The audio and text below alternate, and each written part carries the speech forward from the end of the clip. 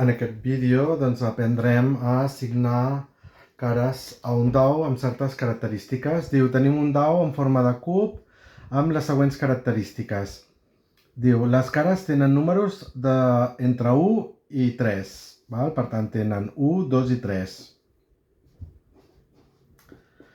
I diu, tots els números tenen la mateixa probabilitat de sortir.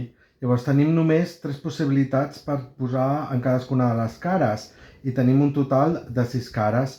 Això què vol dir? Doncs vol dir que cada número sortirà 2 vegades, no? Així tindran les mateixes possibilitats. Doncs els podem posar tant com vulguem. Per exemple, 1, 1, 2, 2, 3 i 3. Qualsevol altra solució, no, que tingui les mateixes característiques, és a dir, 2 cares del mateix número, amb el mateix número, doncs també complirà aquestes característiques.